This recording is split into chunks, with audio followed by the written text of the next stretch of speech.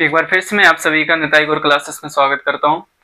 So in last class in writing skill we had discussed about editor letter, है ना, how to write editor letter if there is any problem in our society, in our school, in our locality, then how to aware public and how to grab the concern authorities and relevant officers and persons.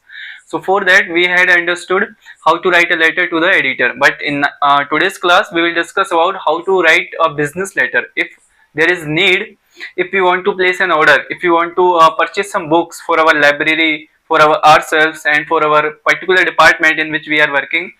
Then how to write a letter to booksellers and shopkeepers so that they can supply the goods which we are demanding.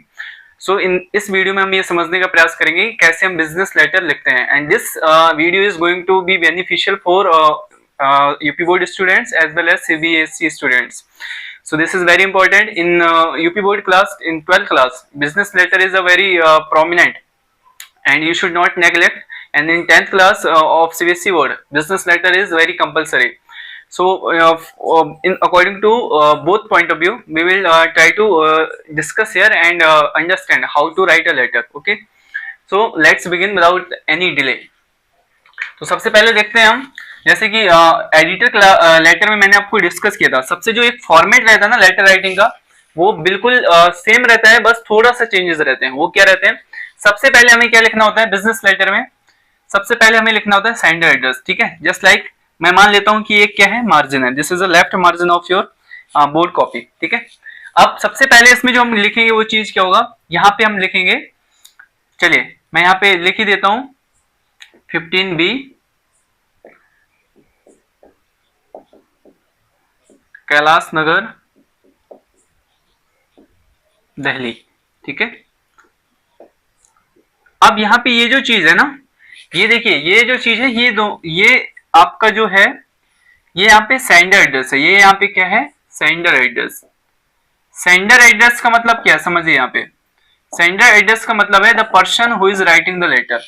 The person who is writing letter, वह व्यक्ति जो यहाँ पे क्या कर रहा है, letter लिख रहा है, वो यहाँ पे क्या है, सेंडर एड्रेस है. ठीक है, दूसरी चीज, अब इसके बाद ये हो गया. इसके बाद हमें लिखना है डेट.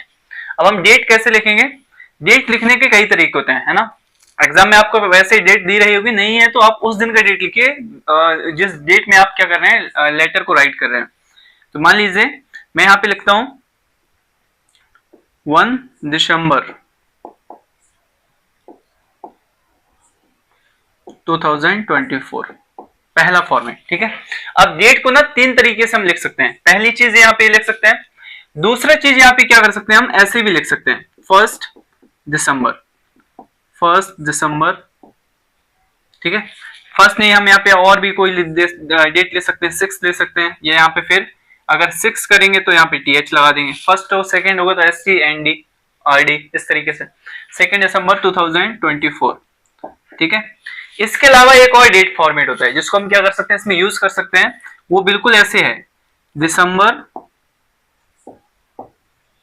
6 2024. इस तरीके से हम ये तीनों फॉर्मेट क्या है, हम यूज कर सकते हैं एज अ जब हम डेट लिख रहे हैं. और मोस्टली यहाँ पे ये वाला फॉर्मेट देखने को मिलता है, मोस्टली एग्जाम्स में इस वाले फॉर्मेट को देखा जाता है, तो आप ये वाला फॉर्मेट यूज कीजिए. ठीक है, आगे ये हो गया डेट. सबसे पहले हमने सेंडर एड्रेस डाला, उसके बाद हमने डेट. अब डेट में हमें कभी ऐसा नहीं लिखना है, हम कभी ऐसे नहीं लिखेंगे डेट और फिर सामने लिखेंगे 6 दिसंबर 2024. जो ये लिखने का तरीका है ना, this is very wrong. This is very very wrong. We should avoid this. हमें क्या है, हमें ये वाला फॉर्मेट को यूज नहीं करना है. ठीक है, चलिए हम ये वाला फॉर्मेट यूज करेंगे. तो इसको मैं अभी इरेज कर देता हूं. अभी हम जस्ट ये वाला फॉर्मेट लिखेंगे. ठीक है, ठीक है, तो यहां पे हो गया 6 दिसंबर. अब ठीक है, अब मैं यहाँ पे क्या करता हूं, यहाँ पे मैं जस्ट आपको समझाने के लिए लिख रहा हूं कि यहाँ पे क्या लिखेंगे हम, डेट. सबसे पहले हमने सेंडर एड्रेस डाला, फिर हमने डेट. अब डेट के बाद हम डालेंगे यहाँ पे रिसीवर एड्रेस. रिसीवर एड्रेस जो भी है, ठीक है, जैसे मान लीजिए मैंने यहाँ पे लिखा बिहारी पब्लिकेशन, है ना, या बिहारी पब्लिशर, बिहारी पब्लिशर्स. ठीक है, ये हो गया. इनका एड्रेस है जो भी है ना, मैंने डाला 16B चांदनी चौक. दिल्ली। ठीक है, ये हो गया, ये यहां पे था, ये यहां पे था। ठीक है, अब अगर आप किसी स्कूल से हैं तो आप यहाँ क्या कर सकते हैं, 15B कैलाश नगर की जगह आप स्कूल का नाम भी डाल सकते हैं। ठीक है, मैंने यहाँ पे ये चीज डाली, मैं यहाँ पे एज्यूम कर रहा हूँ कि आपकी यहाँ पे क्या है, शॉप है। ठीक है, तो यहाँ पे हो गया सेंडर एड्रेस, डेट। अब यहाँ पे जो आ रहा है ये चीज क्या है, ये है receiver address. What is this? This is receiver address. ठीक है, receiver address, sender address, date, receiver address. उसके बाद हम क्या डालेंगे, उसके बाद अब यहाँ पे फिर हमें यहाँ पे लिखना है सब्जेक्ट। अब हमें क्या लिखना है, सब्जेक्ट। अब एक चीज यहाँ पे ध्यान रखनी है, हमें क्या है, थोड़ा थोड़ा सा गैप देना है। सेंडर एड्रेस के बाद थोड़ा सा गैप, 6 दिसंबर के बाद थोड़ा सा गैप, और रिसीवर एड्रेस के बाद। इन बोर्ड कॉपी के एग्जाम के हिसाब से आप इसमें एक एक लाइन का गैप कर सकते हैं, है ना। आप इसमें क्या कर सकते हैं, एक एक लाइन का गैप कर सकते हैं। एक एक लाइन का क्या कर दीजिए, आप गैप कर दीजिए। ठीक है, सब्जेक्ट डाल दीजिए। सब्जेक्ट क्या है, सब्जेक्ट्स मान लीजिए आपने यहाँ पे कर सकते हैं orders for musical instrument, ना, musical instruments। ठीक है, इतना हो गया। अब सब्जेक्ट यहाँ पे आ गया। आप कहीं कहीं पर कोई कॉलन भी लगा देता है या कोई डैश भी लगा देता है, तो इसमें कोई ज्यादा टेंशन लेने की बात है। अगर आप कुछ नहीं भी लगाएंगे तब भी सही रहेगा, थोड़ा सा गैप छोड़ने के बाद आप ऐसे लिख सकते हैं। बेस्ट कि आप कॉलन लगा दीजिए तो और भी अच्छा लगेगा। Orders for musical instruments. ठीक है, ये हो गया। अब उसके बाद यहाँ पे लिखिए आप सर। ठीक है, थोड़ा सा गैप के साथ आपको यहाँ पे स्टार्ट करना है, सर ऑब्लिक मैडम। ठीक है, आप दोनों में से कुछ भी लिख सकते हैं, ये दोनों ही लिख सकते हैं, नो इशू। ठीक है, ये हो गया।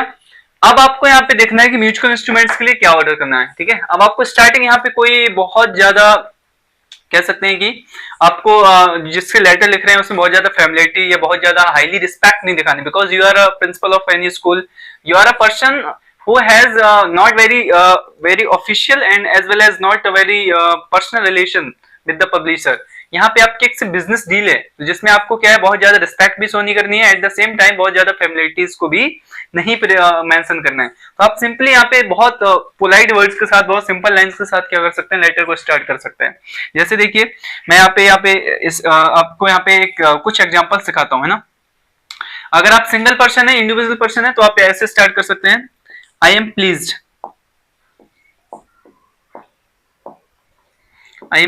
to place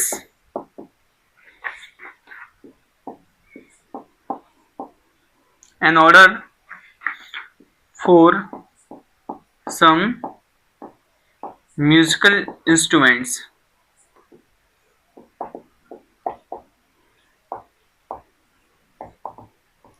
ठीक है, I am pleased to place an order for some musical instruments which are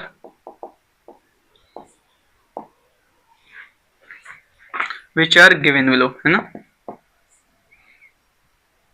which are given below।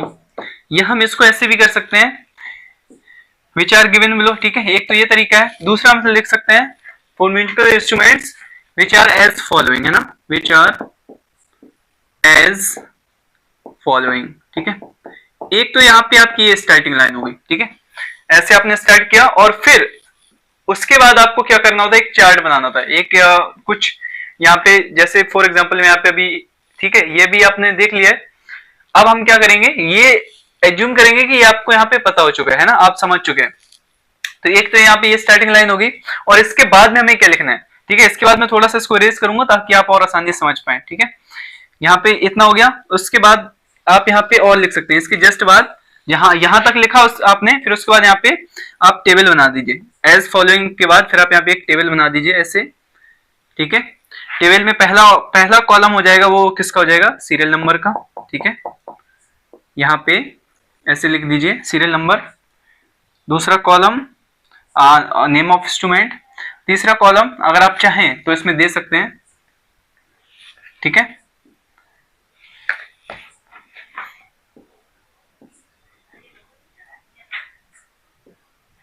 ठीक है, देखिए ये सीरियल नंबर, यहाँ पे name of instrument,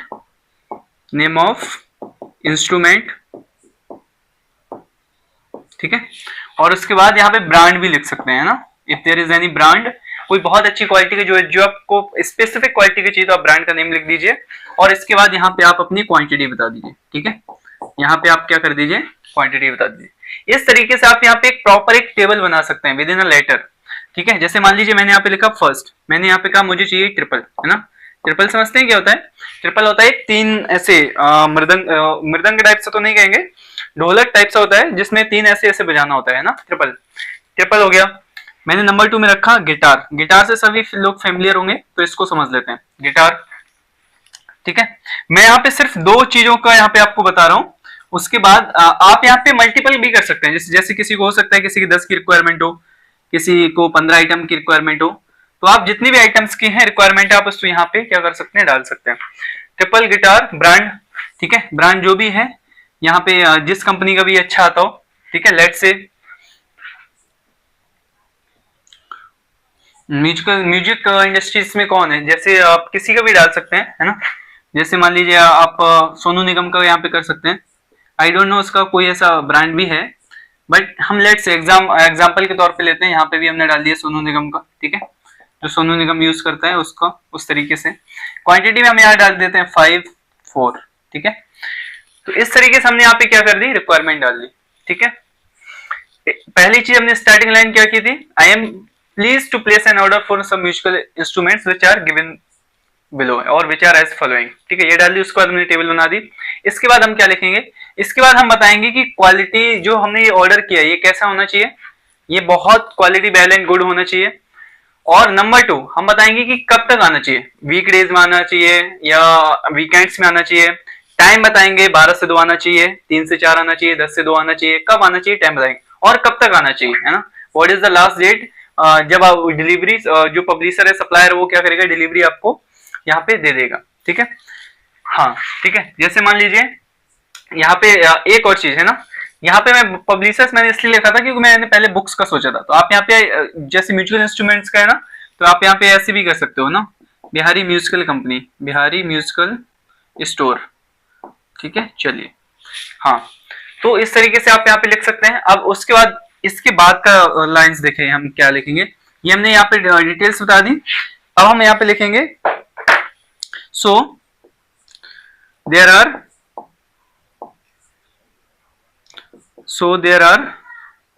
total 9, so there are total 2 items in which of which 9 quantity है ना, 9 quantity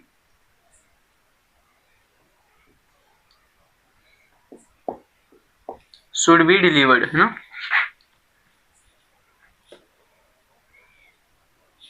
should be delivered। ठीक है, आपने ये लिख दिया यहाँ पे। उसके बाद अब यहाँ पे आप लिखिए कि द क्वालिटी ऑफ गुड्स है ना, ऑब्लिक आइटम्स मस्ट बी कैसी होनी चाहिए, बहुत अच्छी होनी चाहिए ना। Quality of good item must be okay, must be fine कर सकते हैं ना, फाइन ऑब्लिक वेल। ठीक है, और इसके बाद आपने क्वालिटी बता दी। और उसके बाद अब आप यहाँ पे लिखिए, है ना, आप यहाँ पे उनसे डिस्काउंट भी मांग सकते हैं ना। आप क्या बोल सकते हैं, आप उनसे डिस्काउंट भी मांग सकते हैं। आप ऐसे बोल सकते हैं, there is no need to say, there is no need to say that you will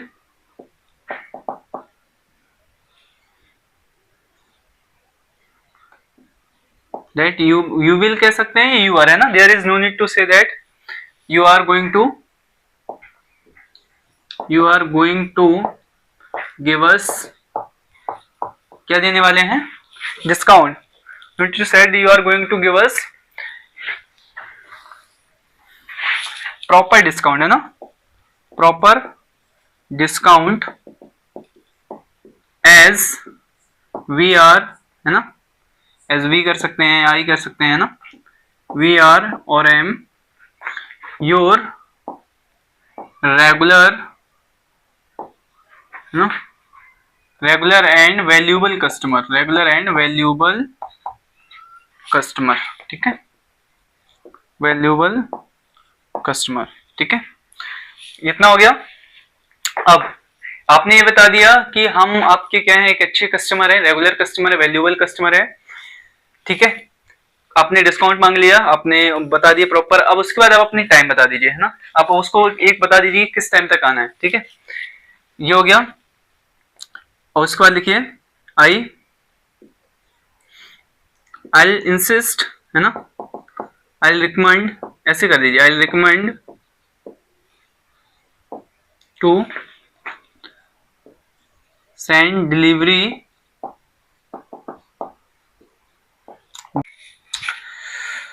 ठीक है। तो इतना लिखने के बाद हम आगे क्या करेंगे, आगे हम देखिए यहाँ पे डिलीवरी के बारे में पूछ लेंगे कि कब से कब तक डिलीवरी आपको भेजना है। हम बता देंगे कि with in 5 working days, 3 working days, या जो भी हमारी एक्सपेक्टेशन है या जो भी हमारे अकॉर्डिंग टू रिक्वायरमेंट, उसके हिसाब से हम यहाँ पे टाइमिंग सेट कर देंगे। With in 5 working days from 9 AM to 5 AM, है ना, 9 AM to 5 AM, and also make sure to invoice, to send invoice, और हम ये भी रिक्वेस्ट करेंगे कि इनवॉइस भेजें और उसमें डिस्काउंट्स भी अप्लाई किया जाए। After applying discounts we will initiate payment, और हम क्या बोलेंगे, we will initiate payment once we receive the goods. एक बार हमें वस्तुएं, एक बार जो भी हमने ऑर्डर किया है वो हमें मिल जाएगा, उसके बाद हम क्या करेंगे, आपका पेमेंट जनरेट कर देंगे। ऐसा हम यहाँ पे क्या करेंगे, उनको एश्योरेंस देंगे।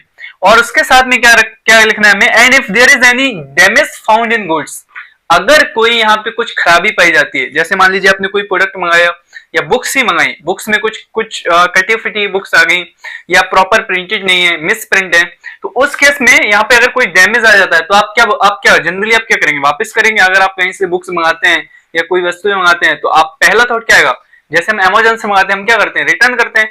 इमीडिएटली हम यहाँ पे क्या करेंगे, उसमें इस लेटर में भी ये चीज लिख देंगे कि if there is any damage found in goods, then we will immediately return the items, we will immediately return the items without making any payment, ठीक है, और हम क्या नहीं करेंगे, कोई पेमेंट नहीं करेंगे। इतना लिखने के बाद हम क्या कर सकते हैं, इतना लिखने के बाद यहाँ पे हम लिख सकते हैं विथ थैंक्स, क्या लिख सकते हैं, विथ थैंक्स, और यहाँ पे हम अपने नीचे नाम भी डाल सकते हैं, ठीक है। तो मैं यहाँ पे आपको आगे स्टार्टिंग में इतना लिखने के बाद मैं आपको बता रहा हूँ नीचे में क्या क्या चीजें लिख सकते हैं, ठीक है। So I am going to erase this. तो हम जैसे हमने पूरा अपना लेटर का बॉडी लिख दिया, अब हमें लास्ट में क्या करना है, लास्ट में हमें लिखना है विथ थैंक्स। हम यहाँ पे देखिए लास्ट में क्या लिख सकते हैं, विथ थैंक्स भी लिख सकते हैं, ठीक है, विथ थैंक्स, या फिर हम योर्स फेथफुली भी लिख सकते हैं, है ना, योर्स फेथफुली, हम ये दोनों ही लिख सकते हैं, योर्स फेथफुली, ठीक है। या समटाइम्स कई बार लोग योर्स ट्रूली भी लिखते हैं ना, योर्स ट्रूली। तो हम ऐसे इन तीनों में से कोई भी लिख सकते हैं, और यहाँ पे फिर XYZ यानी कि, या फिर आप उसमें जो भी क्वेश्चन में नेम दिया हो, कई बार दिया होता है यू आर पाठक, है ना, you are Sumit, you are Amit, तो यहाँ पे जो भी आपको यहाँ पे नाम दिया गया है वो लिख सकते हैं।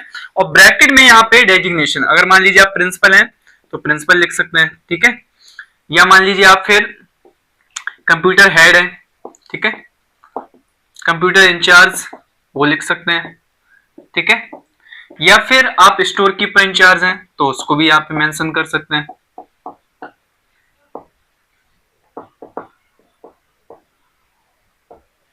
इस तरीके से आप क्या कर सकते हैं, लेटर को राइट कर सकते हैं।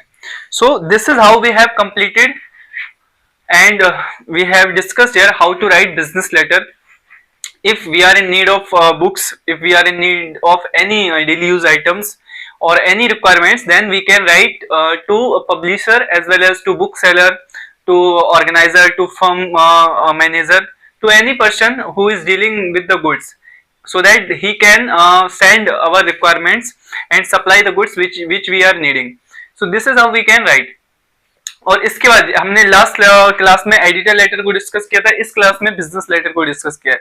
इसके आगे वाली जो क्लास होगी उसमें हम लिखेंगे ऑफिशियल। ऑफिशियल में क्या आता है, कंप्लेंट्स भी आ जाते हैं आपके, इंक्वायरी लेटर्स भी आ जाते हैं, और जितने भी नाना प्रकार के जो भी ऑफिशियल लेटर हैं, जो भी हम लिख सकते हैं किसी पदाधिकारी को, किसी ऐसे पर्सन को जो एक पब्लिक में इन्फ्लुएंस करता है, तो हम उनको कैसे लिखेंगे ये नेक्स्ट वीडियो में मैं डिस्कस करूंगा। तो आज के लिए इतना ही। Thank you so much, keep watching Nitai Gaur classes and bye bye, take care.